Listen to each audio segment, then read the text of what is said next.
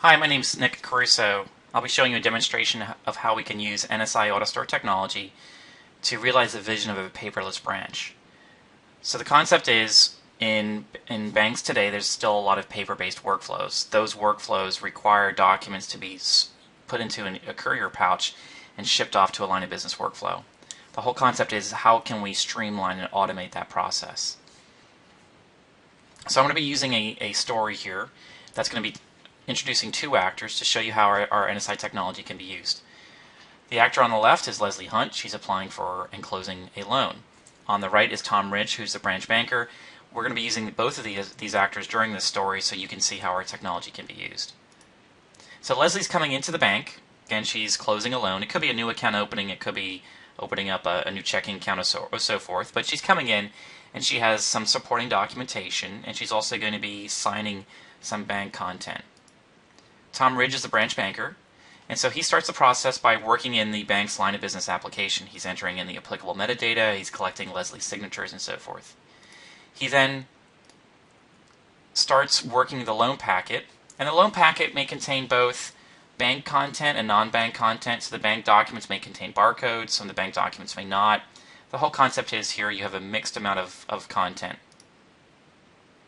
So in the past, Tom would collect all this information, and then he would put it into a courier bin, and then the bank may run a courier job once or twice a day. I've seen banks where they may have different colored bins for different types of documents, so consumer loans go in the blue bin, and commercial loans go in the red bin, and so forth.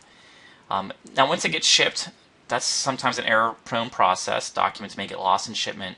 But the big thing is it's a costly business to be shipping these courier pouches once or twice a day. Plus there's a delay. There's a 1 or 2 day delay. And what if there was a problem in that process? What if there was a missing signature or a missing document? Some sort of error in that workflow. It's going to take a couple days until the service center catches that. And then by then, Leslie, who was trying to close on that loan, she's getting frustrated. She'll have to come back to the bank to help Tom address that issue.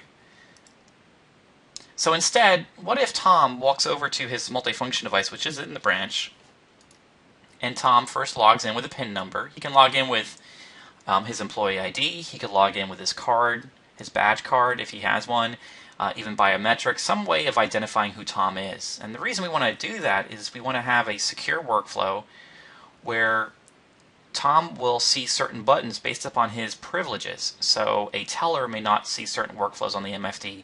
Tom's a branch banker. He has higher privileges. He's going to see a button called e-courier, really specifying the electronic courier concept. Additionally, we want to identify who Tom is so that we can get notification information back to Tom on any success or failure. So again, Tom logged into the device and he sees this e-courier button.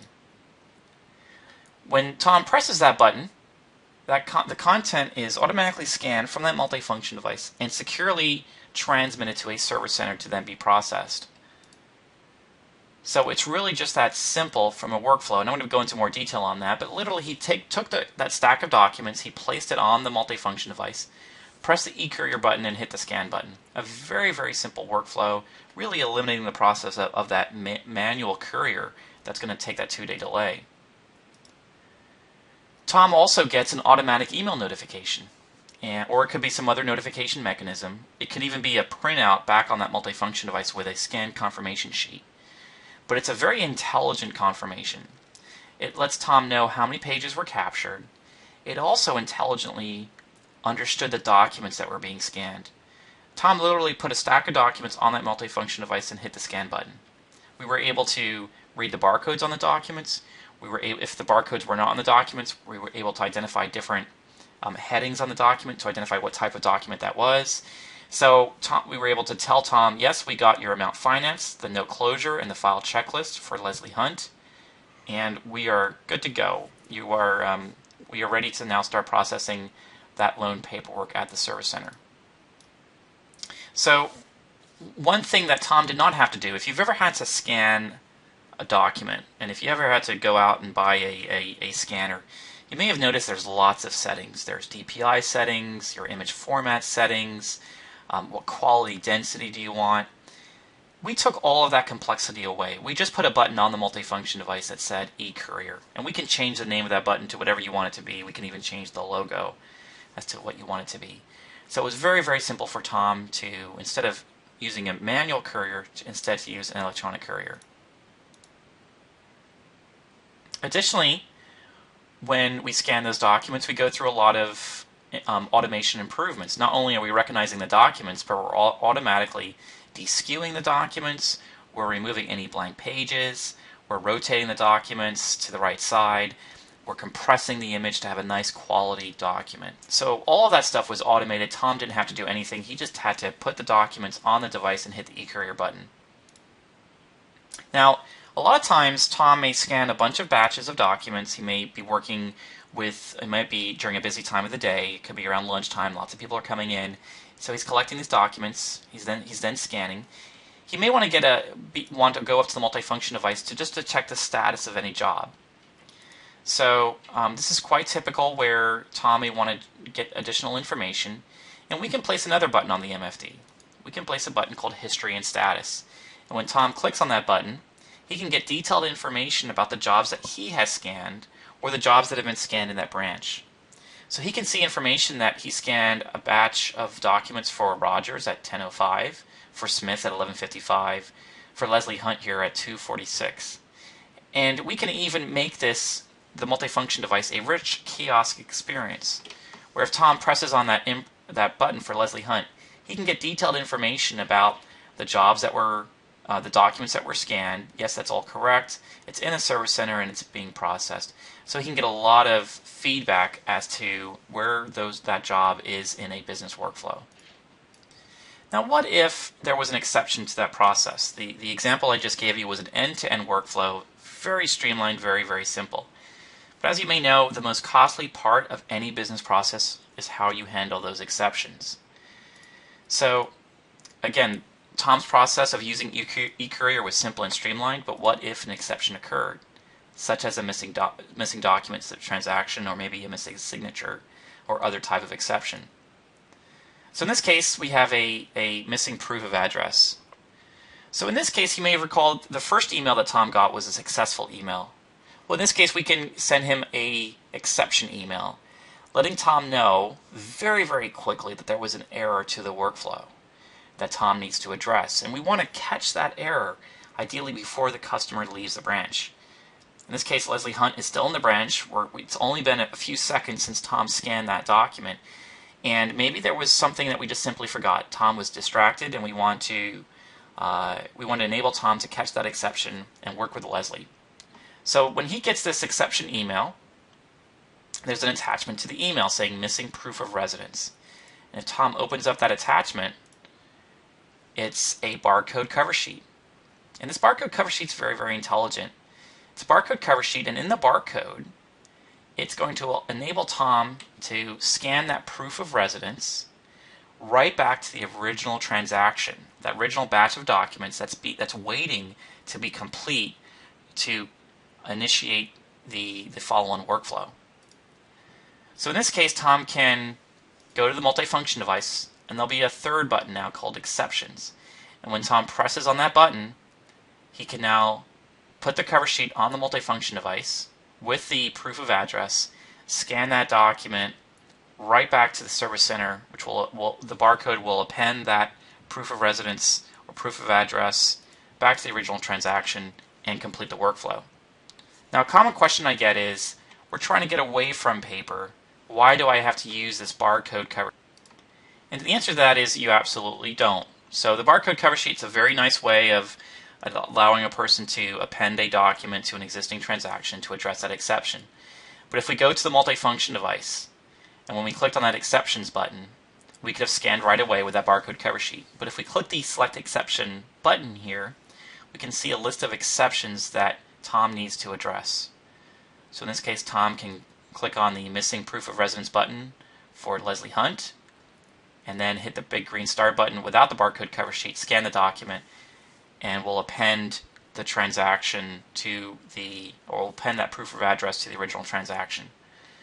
So this is showing you how we can leverage that simple multifunction device that's already in branches today. A lot of banks have already made the capital investment in these multifunction devices and really have this rich experience. First that was our eCourier, very, very simple. Then we showed you the history status capability. and also now the ability to address exceptions. Really what's happening here is we're interfacing with the banking systems, doing database lookups and other validation checks to make sure the transaction is complete. All right, so what if Tom worked with Leslie and said, Leslie, I forgot, I need that proof of that residence from you. What if Leslie says, oh, I'm really sorry, Tom, I forgot, it's back at my house? Well, we want to streamline this process. So how can we support capturing that content from Leslie without her having to come back into the branch? So what if that barcode cover sheet that I showed you before that Tom got in his email, what if that barcode cover sheet could be used as a fax cover sheet as well? So let's go back to that, where Tom got that email because that batch was missing that proof of residence. What if this cover sheet also could have information to enable Leslie to scan the document if she's got a scanner at home and email to a personalized email address specific only to this exception? Or she could take this exact same cover sheet that Tom used and fax it in to this fax number. So you'll notice in this barcode, the barcode is a number, 9378 and so forth. This is a very specific number, specific to Leslie Hunt, specific to a proof of residence. So we can tie emails back into an existing workflow or fax documents coming in specifically to an existing workflow. And this can be a one-time use number. So if an email comes in, the next time an email comes into the same address, it's going to bounce back and provide an error rejection. So this really enables Leslie to go home, address the exception by herself without having to come back into the branch. Additionally, Tom will get notified when Leslie's content gets brought in. So if Leslie faxes in that document, Tom's going to get that notification that that fax came in and that the transaction is complete. So AutoStore can be used not only to interface with multifunction devices, but to interface and capture content from emails, capture content from faxes. We even have a web forms capability where you can upload documents through a web form. Even we have integrations into Microsoft Outlook and IBM Lotus Notes, so if you want to capture content from those systems. And finally, we even also have a mobile client, and I'm going to be showing that to you next. So in this example, Leslie goes home, collects that proof of residence document, and unfortunately, she uses her personal scanner to scan the document, but she lost that cover sheet that Tom gave her. She got distracted, she didn't know where she put it, but she does have Tom's business card, so she can email Tom directly.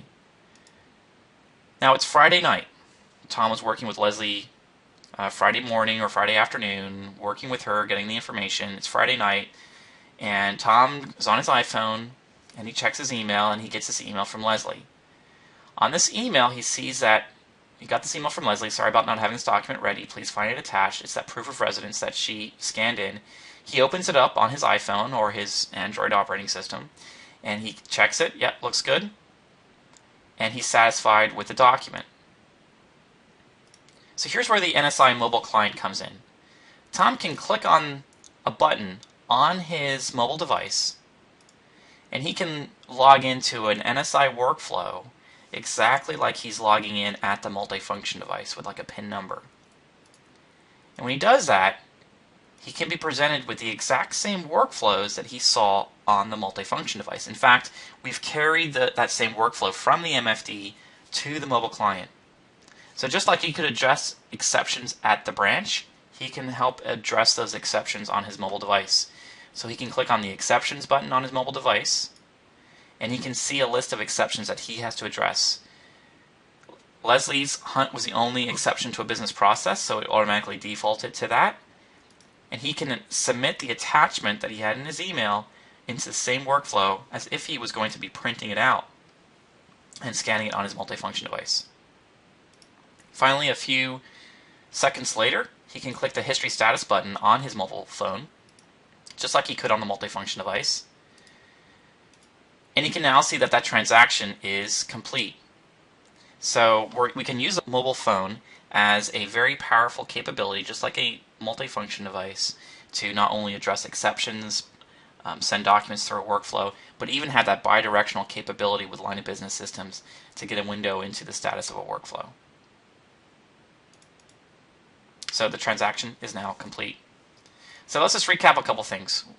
We had an e-courier button, very simple and significantly reduces costs associated with trying to get rid of the courier process within branches. We were able to eliminate the workflow from 1 to 2 days to literally a couple minutes. Addressing exceptions in a business process is by far the most costly part of any workflow. So I showed you how we can streamline that business workflow.